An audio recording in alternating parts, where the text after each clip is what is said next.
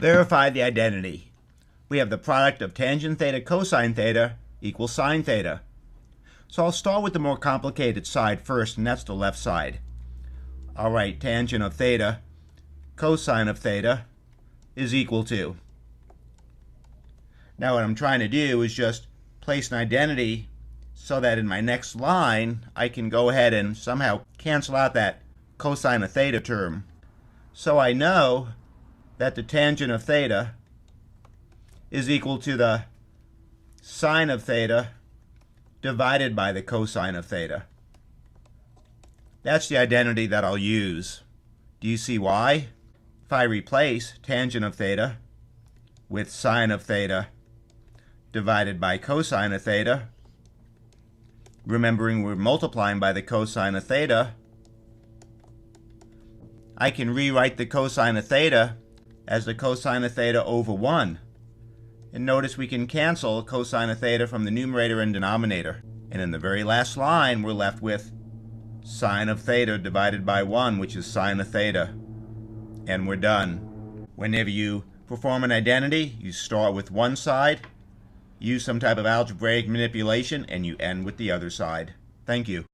Let's verify the identity.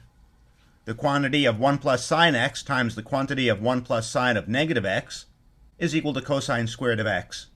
We'll start on the more complicated side, so I'll choose to start on the left side. I'll rewrite 1 plus sine of x times 1 plus the sine of negative x. I have to start on one side or the other. I'm starting on the left side. And with algebra, I'm going to try to create the right side. Now what catches my eye is the arguments. I have an x, and a negative x. So my goal is to see if I can go ahead and get rid of that negative x that's an argument. Now, y equals the sine of x we know is a function. And this function is an odd function. Now, what do we know about odd functions? Well, we know that the sine of negative x would be equal to negative the sine of x. That's fantastic. That's the substitution that I'll make right here. So my next line would read 1 plus sine of x times 1, and I'm going to replace the sine of negative x with minus the sine of x. So plus a negative sine of x, which I'll write as 1 minus sine of x. And when I multiply through the parentheses, I'll have 1 times 1, which is 1. I'll have the negative sine of x for the outside terms and a positive sine of x for the inside terms. And you know what's coming there, don't you? Then you have minus the sine of x times the sine of x, which is sine squared of x. And many of you may choose to skip that step because you would see that these two terms would do what? They would cancel, wouldn't they? And that would be fine. So the next step could read 1 minus sine squared of x. And what's that equal to? Well, I'm hoping that it's equal to the cosine squared of x. Let's think about this. I know the sine squared of x plus the cosine squared of x is my Pythagorean identity. That's equal to 1. So if I subtract the sine squared of x from both sides of the equation, I have the cosine squared of x is equal to 1 minus the sine squared of x. And that is what we have right here, ladies and gentlemen. So I can replace 1 minus sine squared of x with the cosine squared of x, and we end up with the right side of the equation like we would prefer. Thank you. Verify the identity. We have the quantity of the secant squared theta minus 1, all divided by secant squared theta is equal to sine squared of theta. I have to start on either the left side or the right side, so I'll choose to start on the more complicated side.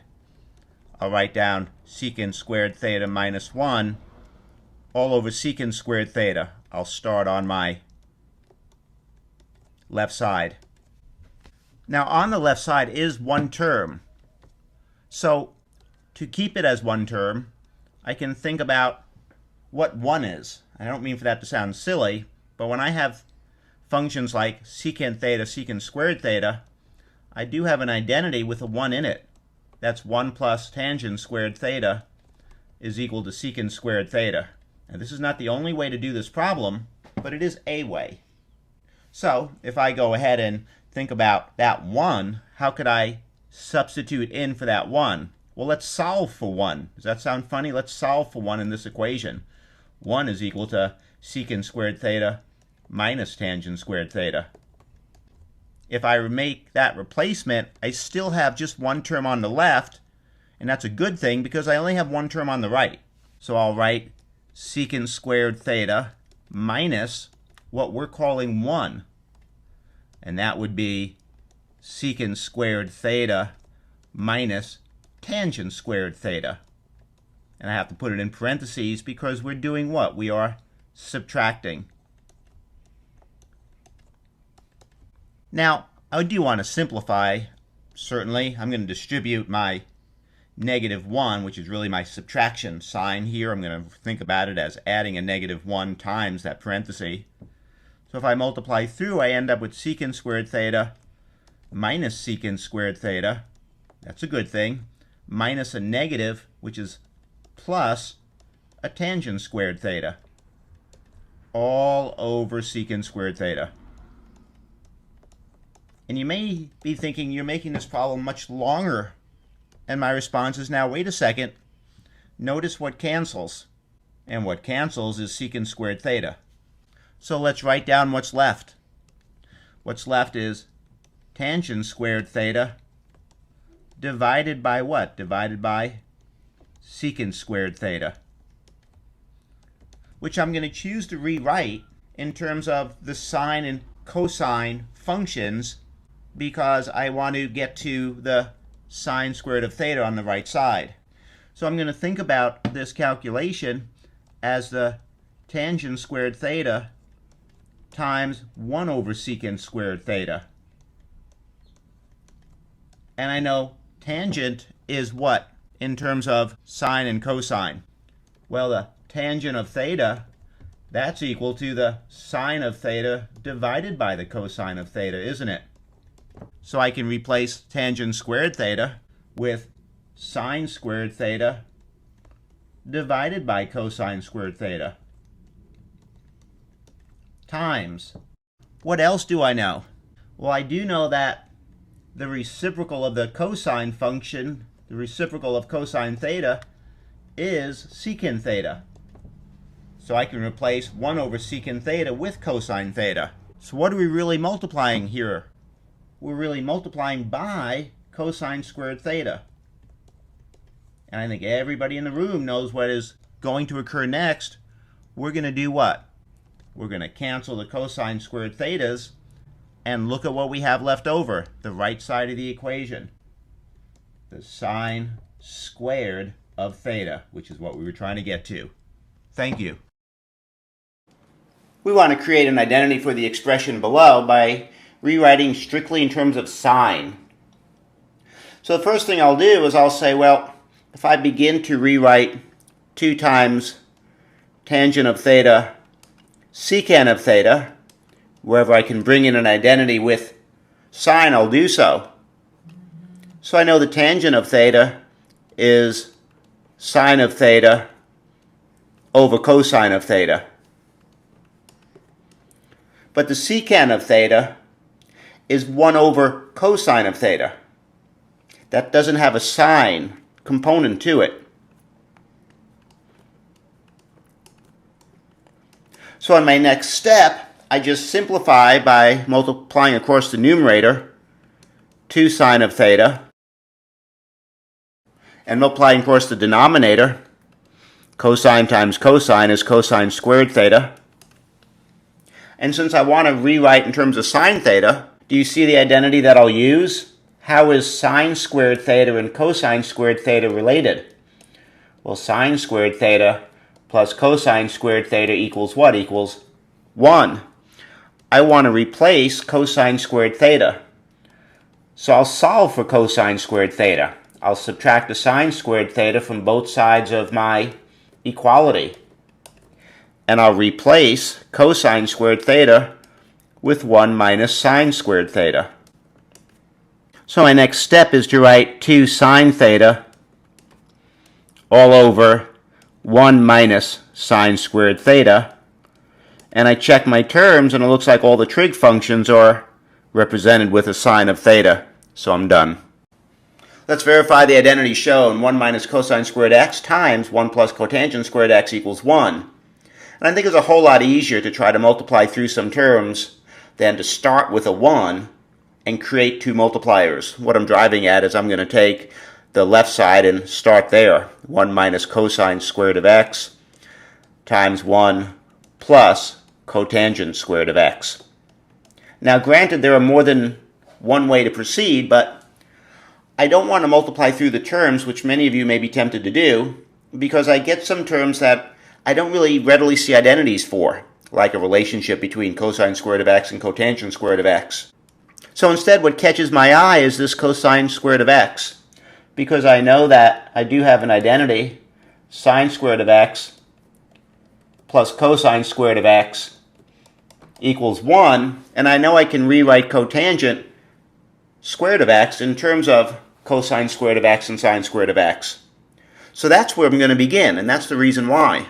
I'm going to rewrite 1 minus cosine squared of x and multiply it by 1 plus, and I'll change cotangent squared of x into cosine squared of x over sine squared of x. Now again, you maybe multiply these terms out, and I could probably do that, but all of a sudden, again, what catches my eye is this 1. And I realize I can rewrite 1 as something over itself. I can rewrite 1 as sine squared of x over sine squared of x, catching a common denominator. And if I eyeball across the numerator, I'm seeing a Pythagorean identity show up in the next step. Let's see if you can see it with me. So again, I take 1 minus cosine squared of x, multiply by sine squared of x over sine squared of x, which is my replacement for 1, plus cosine squared of x over sine squared of x. And with a common denominator, I'll just rewrite my second term over sine squared of x. And what I'm seeing is that I have my Pythagorean identity that I referred to a moment ago. Sine squared of x plus cosine squared of x in the numerator. And I know what that is. That is equal to 1, isn't it? So let's make that replacement. I have 1 minus cosine squared of x times 1 over sine squared of x. And now, for the first time, I'm tempted to multiply through, but again, I notice a version of a Pythagorean theorem, and I'm still waiting to multiply through. Do you see what I'm looking at here? If I have sine squared of x plus cosine squared of x equal to 1, that means if I subtract from both sides of the equation a cosine squared of x, sine squared of x is 1 minus cosine squared of x. And that's the replacement that I'll make right here. So I'll replace 1 minus cosine squared of x with sine squared of x. So now I have sine squared of x times 1 over sine squared of x. So by waiting to multiply, I ended up with just sine squared of x over sine squared of x, which is 1, and I have verified the identity. Let's simplify the expression by rewriting and using identities. We have cosecant squared theta minus cotangent squared theta. So I'll start by just writing cosecant squared theta minus cotangent squared theta equals, and what I want to do is find an identity that relates cosecant squared theta to cotangent squared theta. And I have one. I know that 1 plus cotangent squared theta is equal to cosecant squared theta. So right here, I'm going to replace cosecant squared theta with 1 plus cotangent squared theta. So in my next line, this gives me, instead of cosecant squared theta, 1 plus cotangent squared theta. Then I'm just going to bring down minus cotangent squared theta. and look for any simplification. But I have simplification. Cotangent squared theta minus cotangent squared theta is 0. So now I just have 1 plus 0, and that's equal to 1. And we have simplified the expression. Find values of trigonometric functions using sum or difference formulas. What we're going to do is find exact values of sine, cosine, or tangent of angles that are not exact. And we're going to do this by rewriting these particular trig functions in terms of the common angles that we know of, so we can read off sine and cosine. So that's what you see in front of you, is just a giant unit circle. And with the exact values of the x and y coordinates, you can find the sine and cosine of those common angles. So it's there as a quick reference for you. So we're going to take a look at the sum formula for cosine and the difference formula for cosine. And if I wanted to know the cosine of 15 degrees, I don't know that exactly. But if I rewrite as the cosine of 40 degrees minus 35 degrees, then most assuredly I can go ahead and use this formula where I would take the cosine of 45 degrees times the cosine of 30 degrees plus the sine of 45 degrees times the sine of 30 degrees, because each of those 4 trig functions I can evaluate, rather you can evaluate exactly. So let's do that. Let's go ahead and rewrite the cosine of 40 degrees as, what would that be exactly? That would be root 2 over 2. Beautiful. Multiplied by the cosine of 30 degrees, which is? Root 3 over 2. Very good. I'll do the easy part, plus. Right. Then what's the sine of 45 degrees? Root 2 over 2. Very good. Times the sine of 30 degrees, which is? 1/2. And so now I can get a common denominator of a 4. And I can go ahead and just add straight across the top, and I guess it would be the square root of 6 plus the square root of what? Square root of? Of 2. 2. And this is the exact value of the cosine of 15 degrees. Now, why does this work? Well, what we're going to do is actually prove that the cosine of alpha minus beta is the cosine of alpha cosine of beta plus sine alpha sine beta. So what we're going to do that is I'm going to sketch for you, the angle alpha minus beta. And that's what you see right here. And then I'm going to take a look at the length of the line segment that joins the endpoints of the terminal and the initial sides. And I'm going to calculate that distance with my distance formula, the square root of x2 minus x1 squared plus y2 minus y1 squared. And because I can go ahead and do that, the first thing I'm going to do is say that I've rotated out alpha degrees. So I know this point right here has coordinates cosine alpha, sine alpha. And I've rotated out beta degrees. So I have the cosine of beta, sine beta as my 2 points of reference. So the distance of that line segment that joins them would be the square root of x2 minus x1, or the cosine of alpha minus cosine of beta squared, plus sine of alpha minus sine beta squared. Now all I can do is multiply that all through. And when I do, I'm going to get a representation for that particular line segment. Then I'm going to rotate that angle and find another representation for the same line segment and set those 2 representations equal. But let's multiply this out first. When I multiply it out, I'll have this to be equal to, and it's going to take me a moment to multiply it all out. It'll be x minus y squared, x squared minus 2xy plus y squared. So gosh, it would be cosine squared of alpha minus what? Minus 2 times? 2 times cosine alpha cosine beta. Very good. And then plus? And plus cosine beta squared. Very, very good. Then I'll take a look at that second term, sine of alpha minus sine of beta squared, and when I multiply that out, I get what? You get sine alpha squared. I'm going to write that down. Minus 2 times what? Minus 2 times sine alpha times sine beta. Very good. You got it right. I didn't. Sine beta, right? Yes. Very well said. And then finally we have plus what? Plus? We have plus sine of beta squared. Excellent. Now I can represent this so that it doesn't look quite as lengthy because I know some things. For example, I know that cosine squared alpha plus sine squared alpha is 1. And I know cosine squared beta plus sine squared beta is? Also 1. Also 1.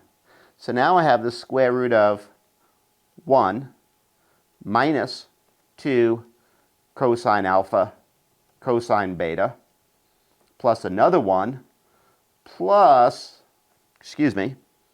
minus what? Minus that one term that I haven't included yet.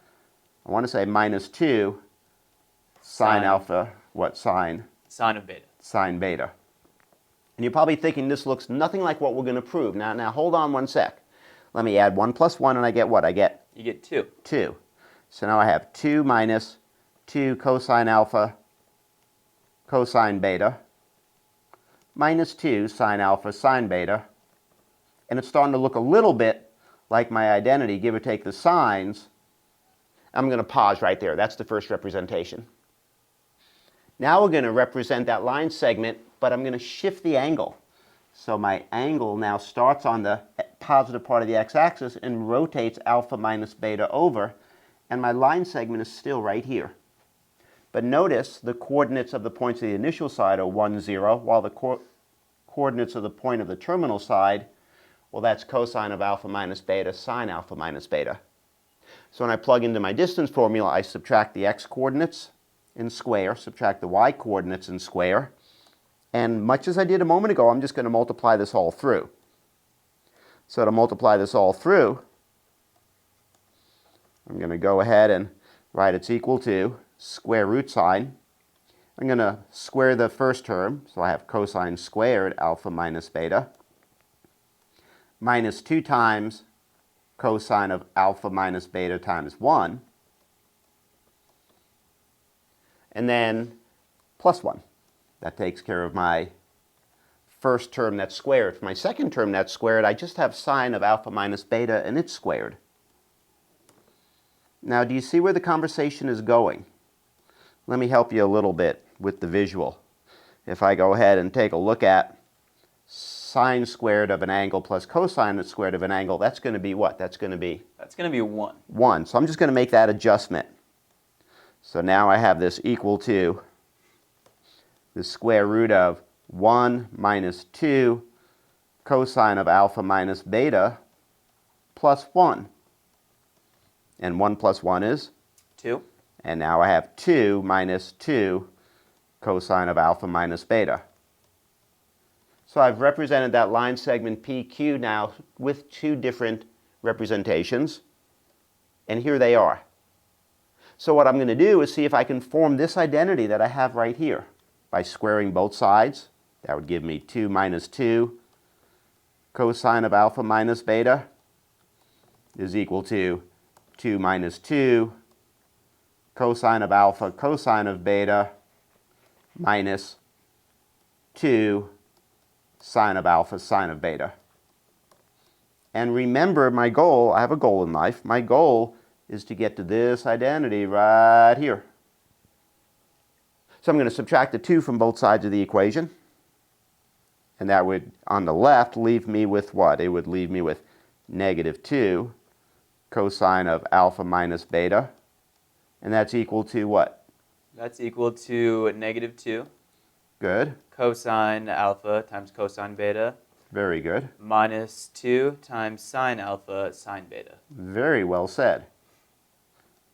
Now it's starting to look a whole lot like my formula on the other side. I'm just going to divide every term by what? By? Negative 2. Negative 2. And I end up getting cosine of alpha minus beta equal to just what I would like it to be. Negative 2 divided by negative 2 is a plus 1. So I have cosine of alpha cosine of beta plus sine of alpha sine of beta. And that's where that identity comes from. So with this identity, we can go ahead and prove this formula, and with a similar method we can go ahead and prove the other 3 formulas. So if you're given 2 angles, to find the cosine or the sine of the sum or difference between 2 angles, see if you can rewrite it in terms of the common angles, and then go ahead and simplify. Thank you. Let's use the formula for the cosine of the difference of 2 angles to find the exact value of the cosine of 5 pi over 4 minus pi over 6. So I do have the cosine of 2 angles. I have the cosine of, and I have alpha minus beta. And what this would be, if I expanded it using my identity for the cosine of the difference of two angles, well, that would be the cosine of alpha times the cosine of beta. Then I have plus the sine of alpha times the sine of beta. So the first thing I want to do is identify alpha and beta. I know that alpha is equal to 5 pi over 4, and beta is equal to pi over 6. So let's see if we can make these substitutions into the formula. So I end up with cosine of 5 pi over 4 times the cosine of pi over 6 plus the sine of 5 pi over 4 sine of pi over 6. So I've made my substitutions. So let's substitute in exact values. This would be equal to cosine of 5 pi over 4 is negative square root of 2 over 2 times the cosine of pi over 6, which is a square root of 3 over 2, plus sine of 5 pi over 4, which is negative square root of 2 over 2, times the sine of pi over 6, and that's a half. Almost done. I notice I can get a common denominator of a 4. So negative square root of 2 times square root of 3 is negative square root of 6 over 4. Negative square root of 2 times 1 is negative square root of 2. So I have plus a negative square root of 2 over 4. And then adding with a common denominator gives me my answer, which is negative square root of 6 minus the square root of 2 over 4, the exact value. All right, we want to find the exact value of the sine of the arc cosine of a half plus the arc sine of 3/5. So I know I'm in the form of sine of alpha plus beta. So to find exact values, I'm going to make use of these exact values with my identity, and this is equal to the sine of alpha cosine of beta plus cosine alpha sine beta. Now to identify, I know that right here I can say the cosine of alpha is equal to a half off of the fact that I know the arc cosine of 1/2. And I can also, in a similar fashion, say the sine of beta is equal to what? Is equal to 3/5 off of the arc sine of 3/5. So that enables me to replace cosine of alpha with a half. So I'll write 1/2 right here. And I'll replace the sine of beta with what? With 3/5. I'll write 3/5 right there. Let's see if we can fill in the rest of this identity. I do know that sine squared alpha plus cosine squared alpha should be equal to 1. So if I make the substitution, I know that the sine squared of alpha plus cosine squared of alpha, well, that would be 1/2 squared, which is a quarter. That's equal to 1.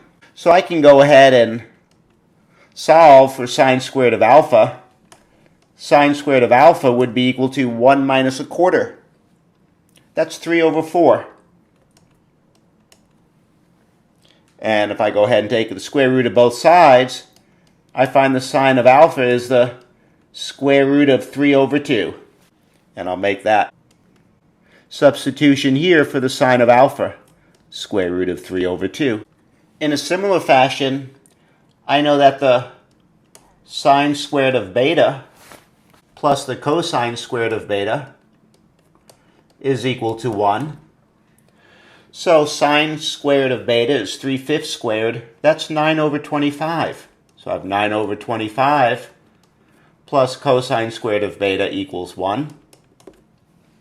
So if I subtract 9 over 25 from both sides of the equation, I'll find that cosine squared of beta is equal to 1 minus 9 over 25. Well, that's 16 over 25, isn't it? And if I take the square root of both sides, the cosine of beta, well, that's 4 over 5. And I'll go ahead and replace cosine of beta with 4 over 5. Well, that's the hardest part of this problem.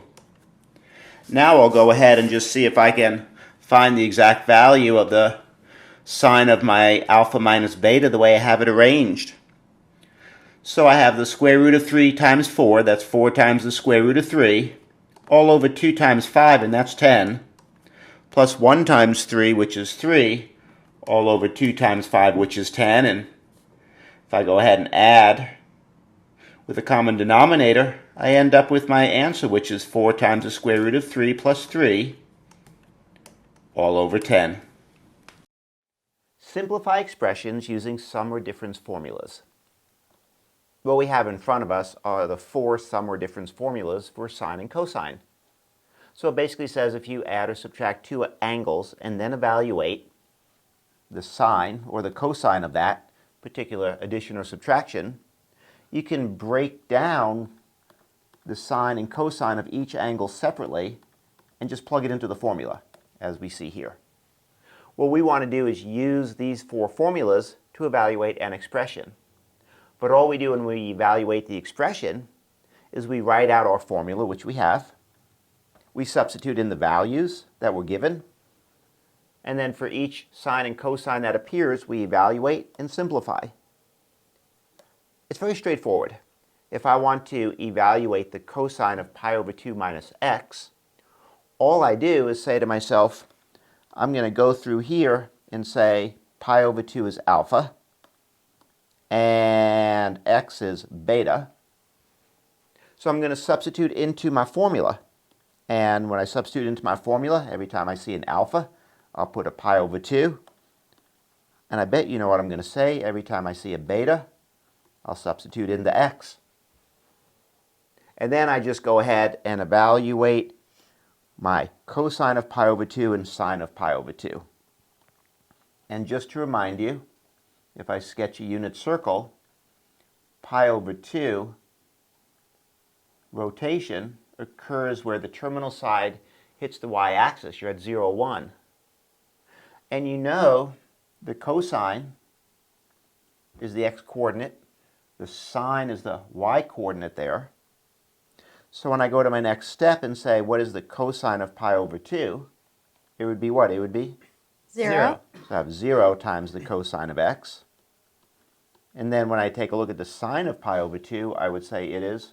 1. 1. 1 times the sine of x. And when I reduce, I end up with? Just the sine of x. Beautiful. Thank you. Write the following in terms of its cofunction, tangent of pi over 9. Now for tangent, we know the cofunction may be written as the follows. Tangent of theta is equal to the cotangent of pi over 2 minus theta. Now for us, theta is equal to pi over 9. So we do have the tangent of pi over 9, and that's equal to the cotangent of pi over 2 minus pi over 9.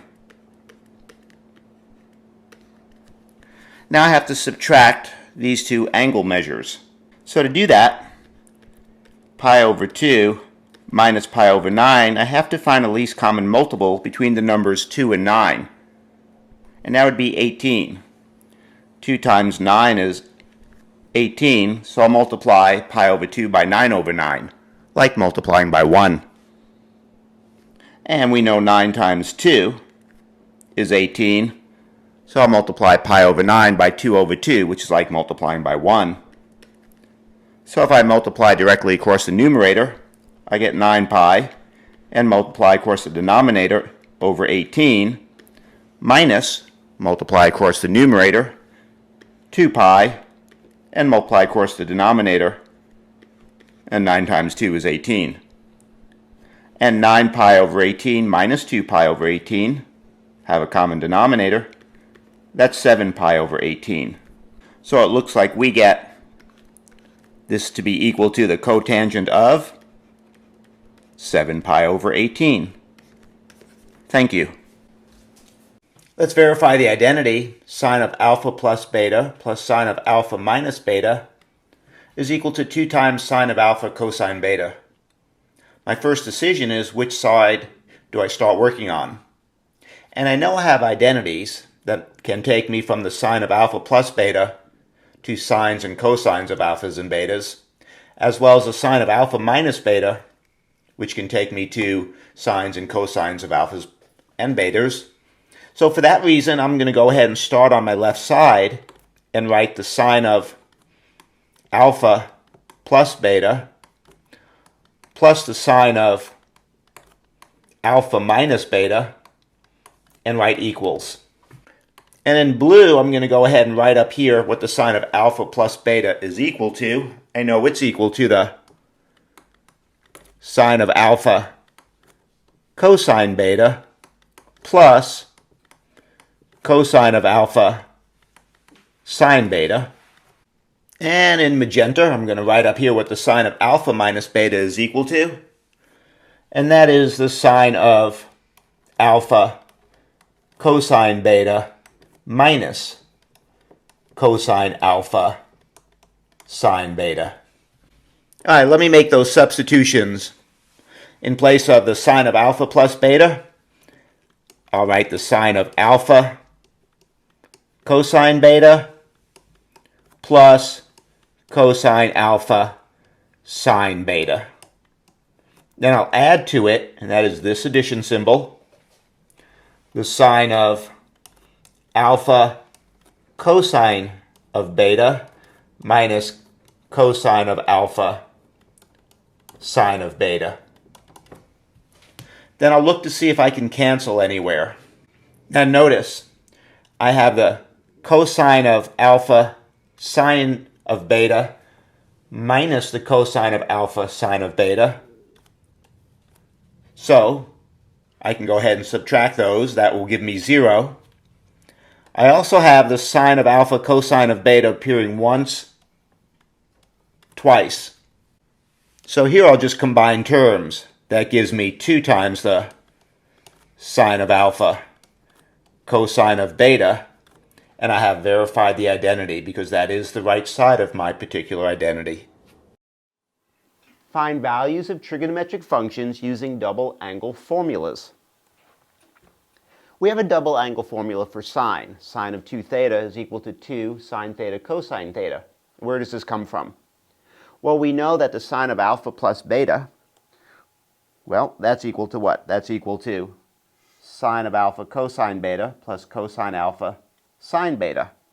So I want you to imagine that if I went ahead and wrote for you the sine of 2 theta, this would be equal to the sine of theta plus theta, because theta plus theta is 2 theta. So I'm just going to substitute in a theta for the alpha and the beta all the way through. What would this read? It would read the sine of what? Sine of? The sine of theta times the cosine of theta plus the cosine of theta times the sine of theta. Very good. Does it matter the order we multiply 2 terms? It does not. It does not. So it looks like we end up with? You end up with 2 times, and then parentheses, Good. sine of theta times cosine of theta. That's beautiful. We've proven our first double angle formula for sine.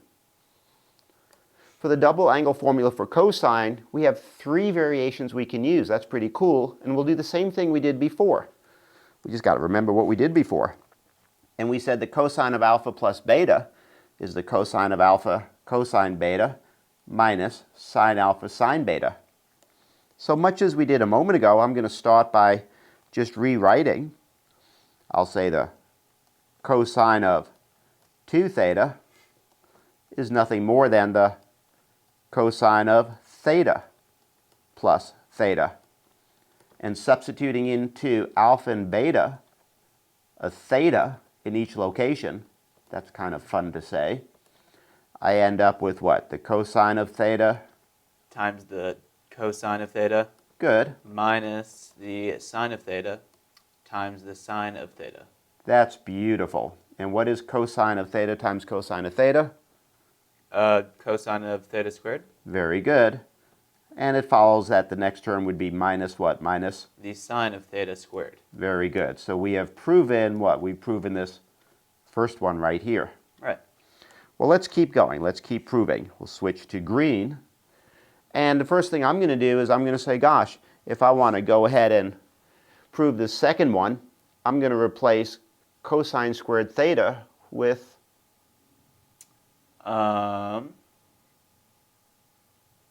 could you replace it with, I'm not sure.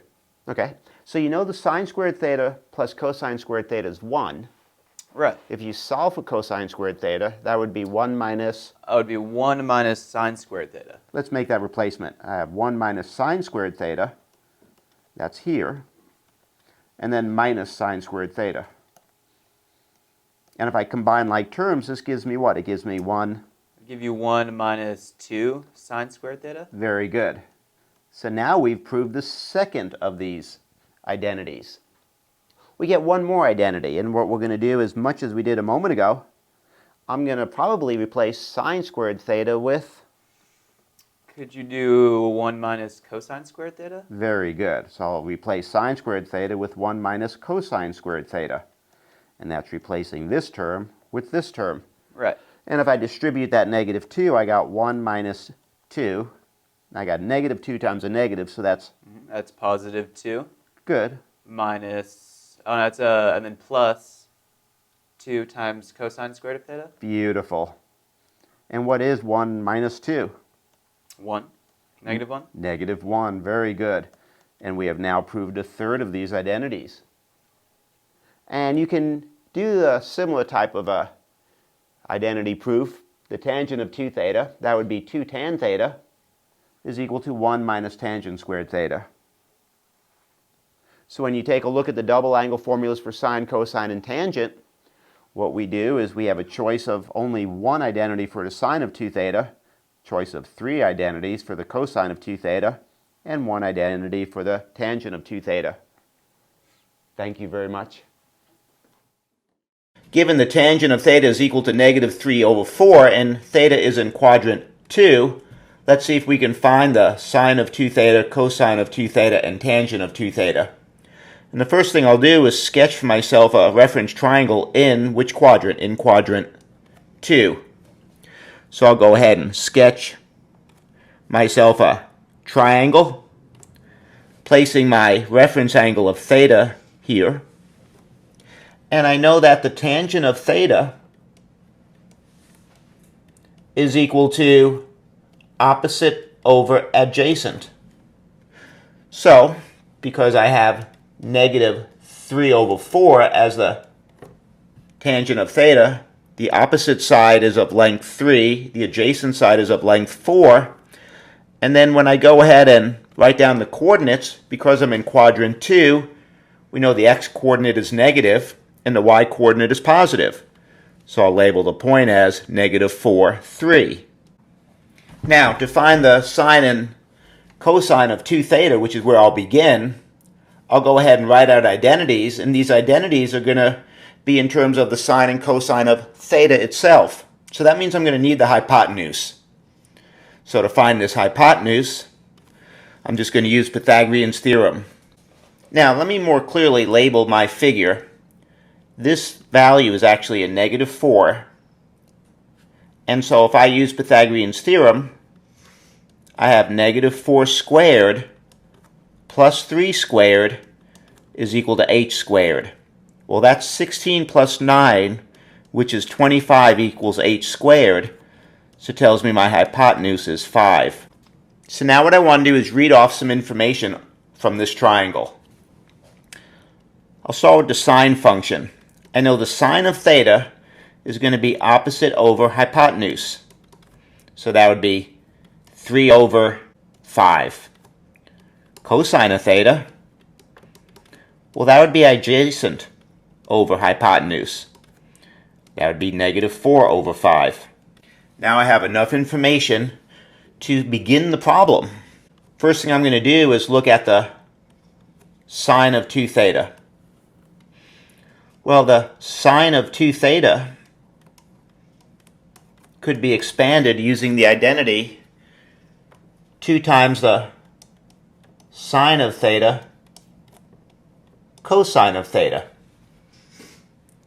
Now I know that the sine of theta, well, that's 3 over 5, and the cosine of theta is negative 4 over 5.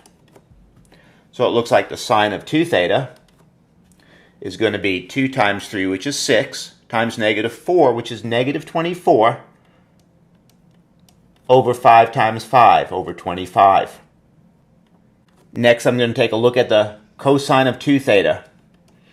Well, the cosine of 2 theta could be expanded with the identity cosine squared theta minus sine squared theta. Now the cosine of theta is negative 4 over 5, so I'll square it, I'll subtract, and the sine of theta is 3 over 5, so I'll square that. So it looks like for the cosine of 2 theta, I have negative 4 over 5 squared, that is 16 over 25, minus 3 over 5 squared, that's 9 over 25. So the cosine of 2 theta would be 7 over 25. Now let's look at the tangent of 2 theta. I can use the identity for the tangent of 2 theta in terms of the tangent of theta, but instead I'd like to do a quicker method. I know the tangent of 2 theta is equal to the sine of 2 theta over the cosine of 2 theta.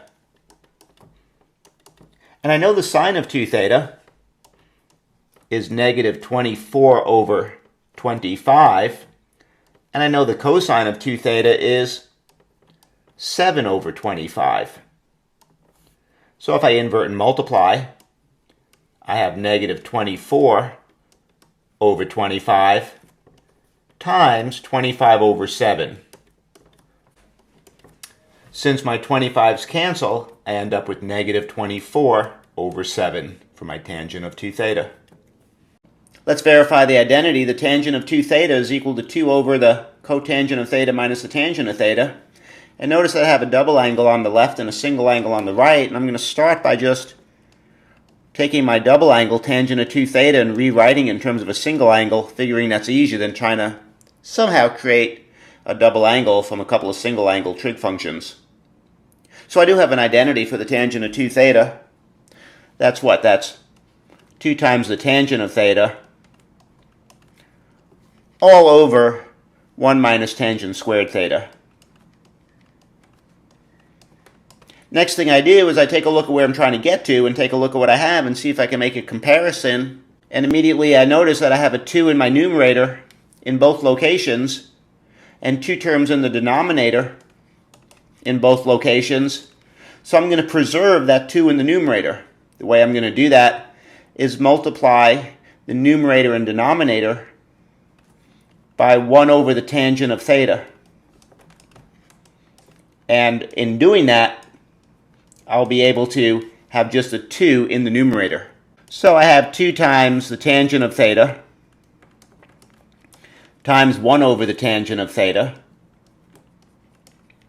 And then in the denominator, I have 1 minus tangent squared theta times 1 over the tangent of theta. Well, in the numerator, the tangent of thetas, they'll cancel, leaving me with the 2 that I desired. And then in the denominator, I'm going to multiply through that 1 over tangent of theta. So 1 over tangent of theta is multiplied by 1, that's 1 over tangent of theta, minus tangent squared theta times 1 over tangent of theta, that's tangent squared theta over tangent of theta. And I believe I'm one step away from finishing, aren't I? Because my 2 is in the numerator, 1 over tangent of theta Well, that's cotan of theta. And so I'll just mark it off here on the side. And that's a good thing because I'm looking for the cotan of theta. So I have cotangent of theta, replacing 1 over tangent of theta. And tangent of theta that I'm trying to get to now, I can arrive at because tangent squared theta over tan theta is tan of theta. And I have created the right side of my identity. Simplify expressions using double angle formulas. Here are the double angle formulas. For sine, sine of 2 theta. For cosine, cosine 2 theta. For tangent, tangent of 2 theta. And what we want to do is we want to simplify these expressions. So we'll end up giving you the right side, and you will simplify, meaning you'll go from 2 trig functions to 1, or at least from 2 terms to 1, back to 1 trig function. You're going to go this way. So, again, here are the double angle formulas, and we'll first start with taking a look at sine of 2 theta. So our I is here, right here, and we have 2 sine of pi over 3, cosine pi over 3. What is theta in this case? Theta is what? Theta is? Pi over 3. Very good. So when we go to simplify, all we're going to do is we're going to say this is the same as the sine of what? The sine of? The sine of 2 pi over 3. Very good. It's the sine of 2 theta, and what you did is you substituted in that pi over 3. Yeah. And you told me that's the sine of 2 pi over 3. Well, let's do it again. Let's go ahead and take a look at our next formula we're given, which is cosine squared pi over 6 minus sine squared pi over 6. We're sitting where? We're sitting with this cosine of our double angle, aren't we? And again, the first thing we want to do is recognize what theta is. But theta is what? Theta is? Pi over 6. Pi over 6. So all I'm going to do to simplify, to go from 2 trig functions back to 1, say that this is equal to the cosine of 2 theta. And in place of theta, I'll put what? I'll put? Pi over 6. Beautiful. So when I go ahead and simplify, I have the cosine of? 2 pi over 6. Sounds wonderful. Why the extra equal sign? Can you simplify the angle? Absolutely. So the cosine of 2 pi over 6, if I divide a 2 into the 6, it goes how many times? 3 times, so it would be pi over 3. Cosine of pi over 3. Beautiful. Thank you. Write an equivalent expression for the expression shown below, which is cosine to the 4th of x, that does not involve any powers of sine or cosine that is greater than 1. So I really have to reduce this to some trig function so all the exponents are 1 on the trig functions. So first thing I'll do is I'll rewrite cosine to the 4th of x as cosine squared of x squared. Now, I know that's the same as cosine squared of x times cosine squared of x. And with an identity, I know the cosine squared of x is 1 plus the cosine of 2x over 2. That's the cosine squared of x. So I'll have to multiply that by 1 plus the cosine of 2x over 2 for the other cosine squared of x. Now in the denominator, I have 2 times 2, which is 4. So I'll go ahead and write 1/4 times the product of 1 plus cosine of 2x times the cosine, times 1 plus the cosine of 2x. Now I have to multiply these terms all the way through and make sure that the exponent on the trig functions are just 1. So this is equal to 1/4. And now I'll go ahead and multiply 1 times 1, which is 1. 1 times the cosine of 2x, which is the cosine of 2x. There will be 2 of those terms for the outside and the inside terms. So we have 2 times the cosine of 2x. And then the cosine of 2x multiplied by the cosine of 2x, well, that's cosine squared of 2x. And remember that we want to ensure that the exponents on the trig functions are 1, and I do see an exponent of a 2. So I'm going to go ahead and use that double angle identity one more time. I start by just rewriting my line of 1 plus cosine of 2x until I get to the last term, where I'll again use my double angle identity, and that would be 1 plus the cosine of twice the angle 2x. Well, that's 4x, all divided by 2. And I'm using the same identity that I did earlier, where I double that angle. And we place a parenthesis at the end of this expression. Now my goal is just to combine like terms and multiply the 1/4 through, and I'm done, because notice all the exponents on the trig functions are just 1. So I'll start by not multiplying the 1/4 through yet, by rather rewriting that last term. So I have 1/4 times parenthesis 1 plus 2 cosine of 2x plus, and I'll write the 1 over the 2 as well as the cosine of 4x over the 2. And then I'll combine like terms. Do you see 2 terms that we can combine? It'd be the constants 1 plus a half. So we have 1/4 times 1 plus a half, that's 3 halves. And then I'll write the remainder of what's in the parenthesis, which is plus 2 times the cosine of what? Of 2x plus cosine of 4x over 2. And I'll close the parenthesis. In my very last step, I'll just multiply through by a quarter.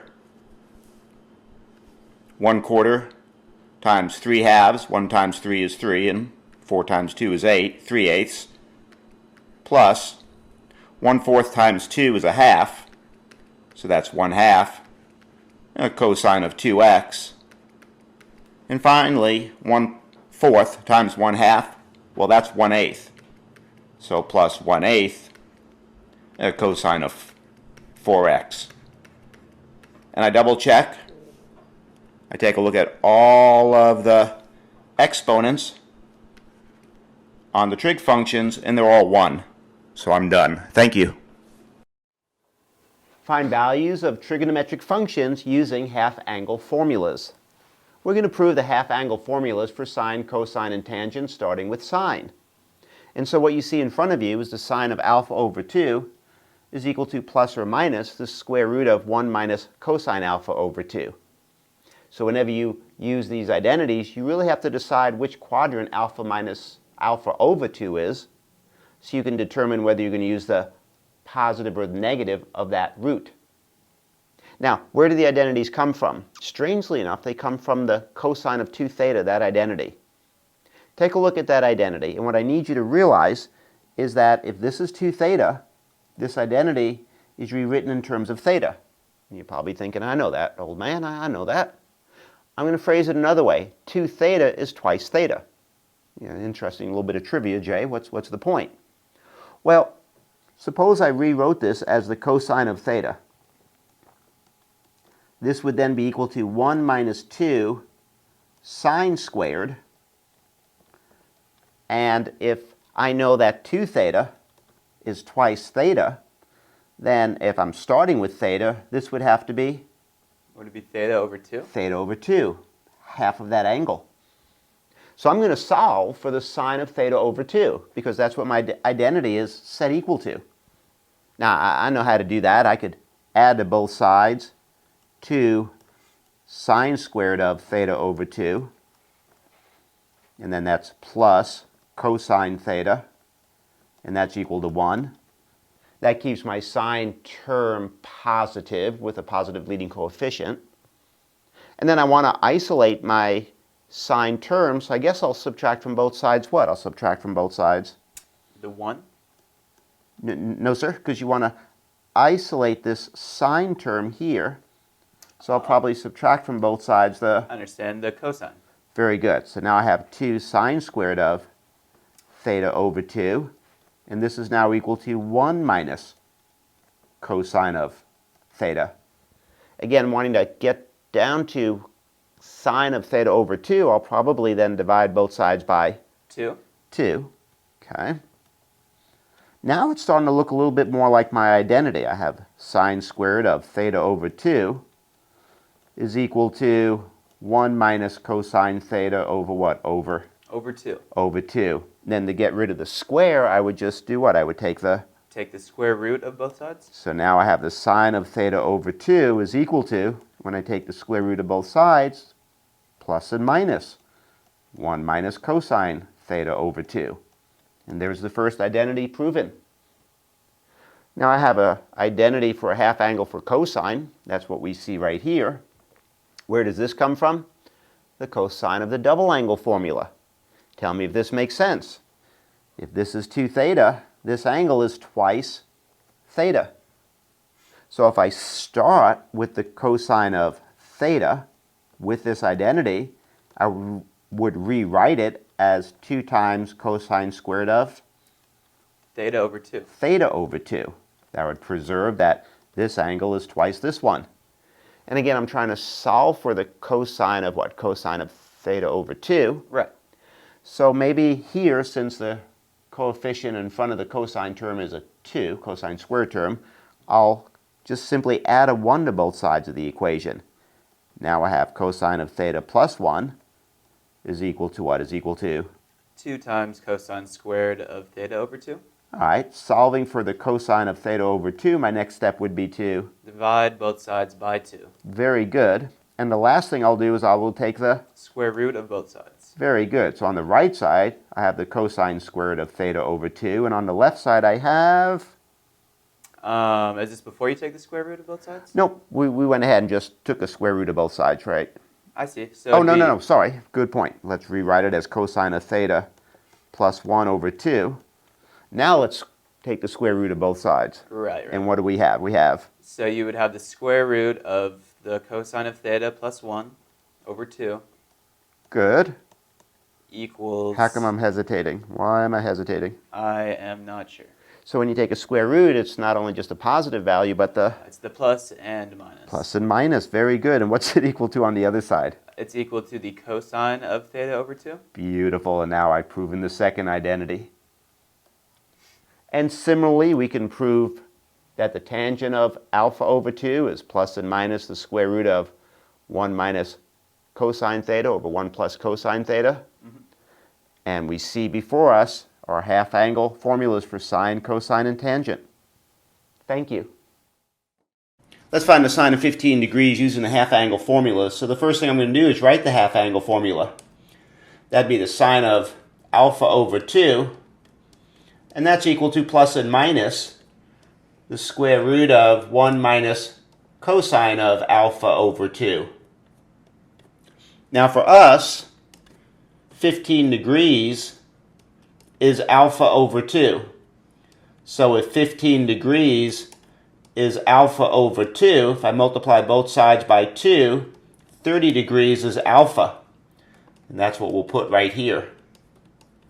So I believe we're ready to begin with one more small caveat, which is that I do want to recall that the sine of 15 degrees, which is what we're trying to represent, is positive.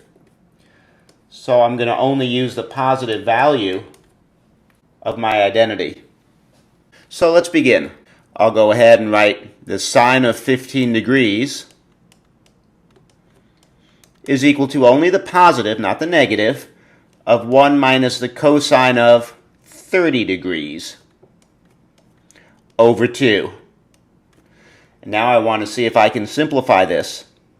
This would be the square root of 1 minus the cosine of 30 degrees.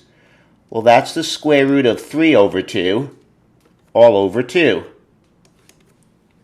So to simplify further, I'm going to get a common denominator in the numerator, see if I can combine terms there. I'll rewrite 1 as 2 over 2. So I have 2 over 2 minus the square root of 3 over 2 over 2. Do you see where this is going? In the numerator, I'll go ahead and write 2 minus the square root of 3 over 2. And then in the denominator, I have a 2, so I'll invert and multiply. That's times 1 over 2.